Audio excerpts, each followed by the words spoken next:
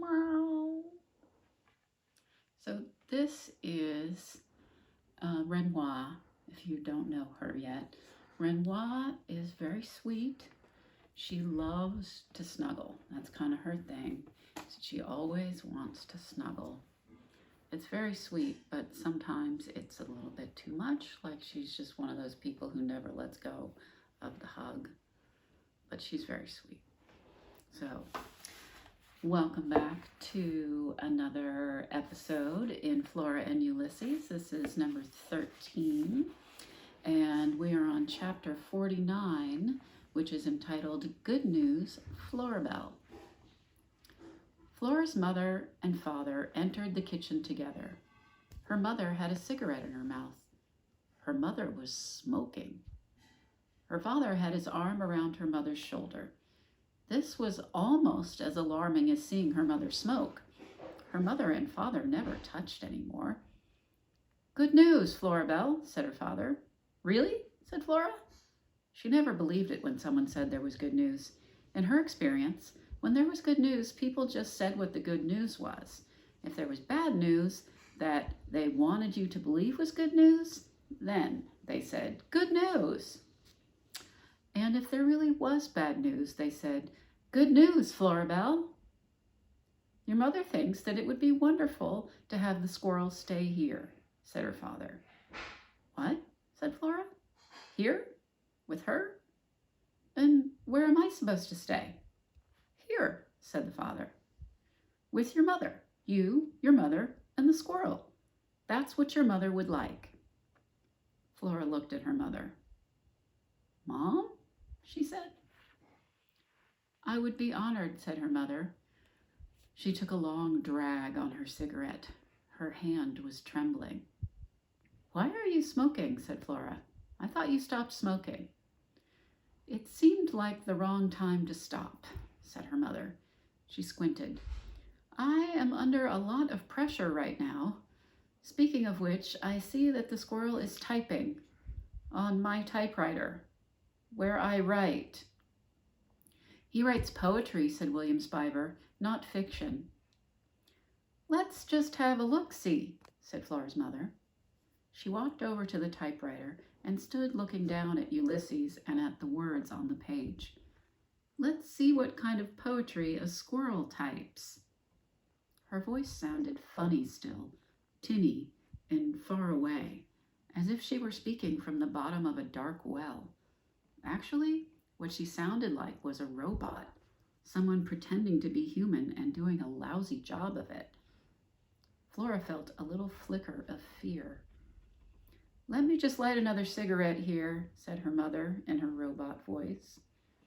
She lit a new cigarette from the tip of the old one, which was, of course, chain smoking and dangerous behavior at the best of times. And this, obviously, was not the best of times. Her mother inhaled deeply on the cigarette.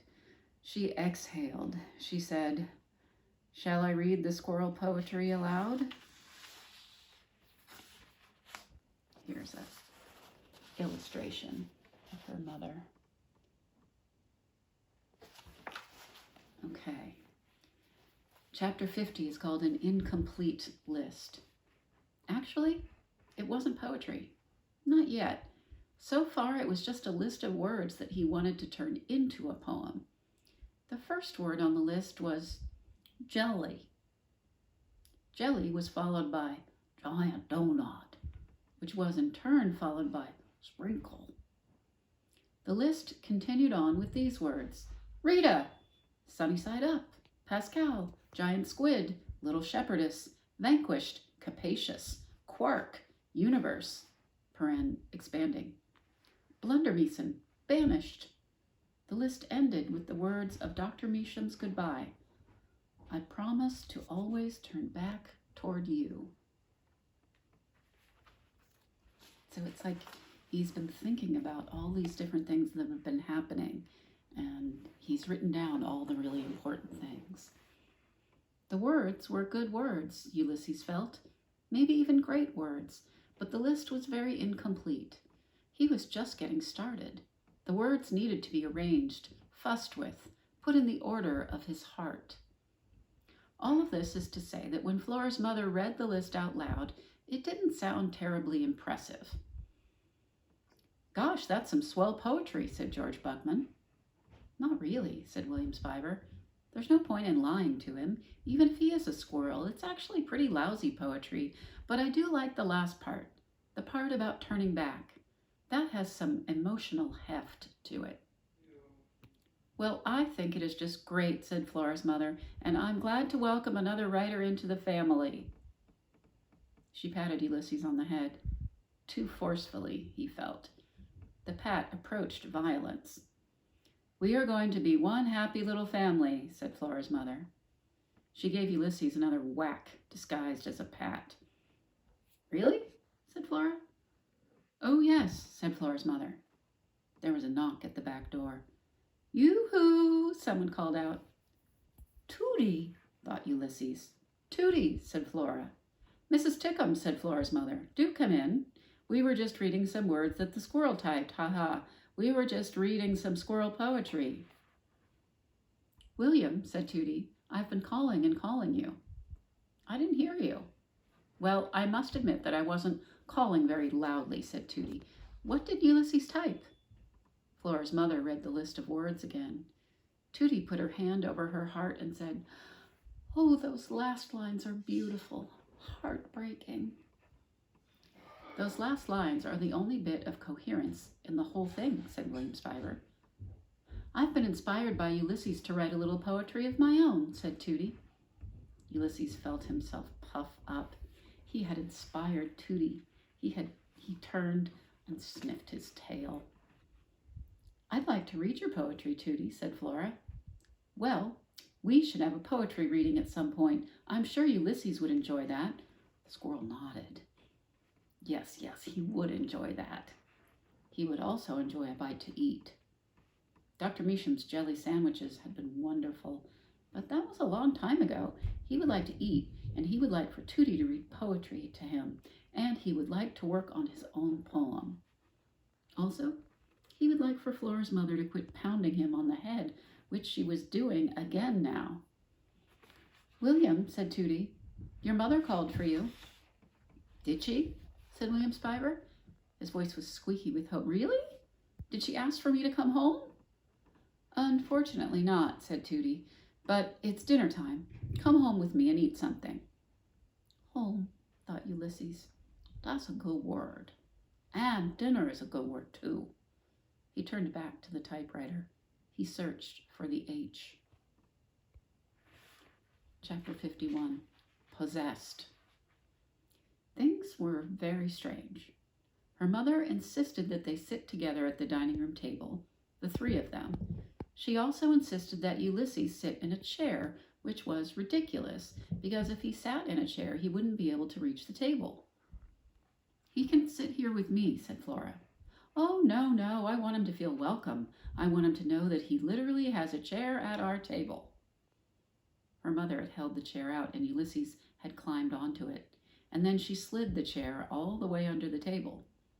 It was enough to break your heart watching his whiskered, hopeful face as it disappeared beneath the tablecloth. If her mother hadn't been acting so strange, Flora would have said something, would have argued more vehemently. But her mother was acting strange.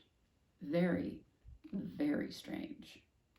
Not only was her voice robotic, she was also saying things that she never would have said before, expressing sentiments that seemed to be at odds with the mother Flora had always known. For instance, wanting a squirrel to have a chair at the table. For instance, encouraging Flora to have a second helping of macaroni and cheese.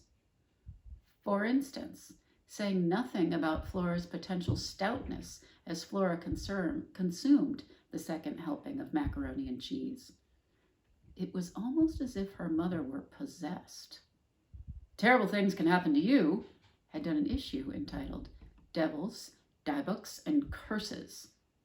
Apparently, throughout history, people who acted strange had been accused of being inhabited by the devil or a demon or an alien from outer space. According to Terrible Things, these people were most likely not possessed. Rather, their psyches had been pushed by extraordinary events to the breaking point, and they had experienced a sort of nervous collapse. Flora's guess was that a typing flying squirrel was more, much more, than Flora's mother's psyche could manage. She had been pushed to the brink. She was suffering from some kind of nervous breakdown. Either that or she was possessed. Of course, Flora's father had been pushed to the brink too, but everything to do with Ulysses had affected him differently. It had cheered him up somehow, maybe because the holy begoobiness of it all had reminded him of Incandesto and Dolores, and also all the possibility of impossible things. "Can I come live with you?" Flora had said to her father when he left that night. And here's an illustration of poor little Ulysses disappearing under the table because he's too little. So, "Can't I come live with you?" Flora had said to her father when he left that night. "Absolutely you can come live with me," said her father, "but your mother needs you now." "She doesn't need me," said Flora. "She said that her life would be easier without me." "I think that your mother has forgotten how to say what she means," said her father. "Plus," said Flora, "she hates Ulysses. I can't live with someone who hates my squirrel." "Give her a chance," said her father. "Right," said Flora. As her father left the house that night, Flora had whispered the words of Dr. Meacham's goodbye to him. And even though there was no way he could hear her, Flora was disappointed when her father didn't turn around, back toward her. But anyway, here she was, giving her mother a chance, which, as far as Flora could tell, meant watching Phyllis Buckman use the candle on the dining room table to light cigarette after cigarette. Flora fully expected that at some point her mother's hair would catch on fire. What did you do when somebody's hair caught on fire? It had something to do with a throw rug. You beat them over the head with a throw rug? That was it. Flora looked around the dining room. Did they even own a throw rug? She caught sight of the little shepherdess standing at the bottom of the stairs. Mary Ann was looking at Flora and her mother with a jaded and judgmental eye. For once, Flora agreed with the lamp. Things were out of control. Her mother said, "Well, it is such a delight to spend time with the members of my family, rodent and otherwise, but my head hurts, and I think that I will go upstairs and rest my eyes for a while." "Okay," said Flora, "I'll clear the table." "Lovely, so very thoughtful." After her strange mother climbed the stairs, Flora pulled back Ulysses' chair. He hopped up on the table and considered the plate full of macaroni and cheese. He looked at Flora. "Go ahead," she said. "It's for you." He picked up a single noodle and held it in his paws, admiring it. Watching him, Flora suddenly remembered a panel from The Illuminated Adventures of the Amazing Incandesto. It was a picture of Alfred T. Slipper standing at a darkened window. His hands were behind his back, and Dolores was on his shoulder, and Alfred was looking out the window and saying, "I am alone in the world, Dolores, and I am homesick for my own kind." The squirrel ate the noodle and picked up another one. There was cheese sauce on his whiskers. He looked happy. "I'm homesick," said Flora. "I miss my father." Ulysses looked up at her. "I miss William Spiver." Talk about a sentence you could never predict you would say. "I even miss my mother," thought Flora, "or I miss the person she used to be." It was dark outside. Her mother was upstairs. Her father was at the Blixen Arms. William Spiver was next door. The universe was expanding, and Flora Bell Buckman was homesick for her own kind. All right, let's do one more chapter. One more. Okay. Chapter 52 is called, Is There a Word for That? He sat in the window of Flora's room and looked down at the sleeping Flora, and then up and out at the lighted windows of the other houses. He thought about the words he would like to add to his poem. He thought about the music at Dr. Measham's house and the way the voices sounded singing. He thought about the look on Mr. Claus's face when he went sailing backward down the hallway. Was there a word for that? Was there a word for all those things together? The lighted windows and the music and the terrified, disbelieving look on a cat's face when he was vanquished? The squirrel listened to the wind blowing through the leaves on the trees. He closed his eyes and imagined a giant donut with sprinkles on top and cream inside of it, or jelly maybe. He thought about flying. He thought about the look on Flora's face when her mother said that life would be easier without her. What was a squirrel supposed to do with all of these thoughts and feelings? Flora let out a small snore. Ulysses opened his eyes. He kept them open until the lights in the windows of the other houses went off one by one, and the world went dark except for a single street light at the end of the block. The street light fizzled into darkness and then flared back to life and then fizzled again. Darkness, light, darkness, light. What, Ulysses wondered, does that street light want to say? He thought about William Spiver. He thought about the word banished and the word homesick. He imagined typing the words and watching them appear on the paper letter by letter. Flora had told him before she went to sleep that she thought it would be a good idea if he didn't type anything for a while, at least not on her mother's typewriter. It seems to provoke her, she said. I think your typing poems and flying around the kitchen kind of made her have a nervous collapse or something.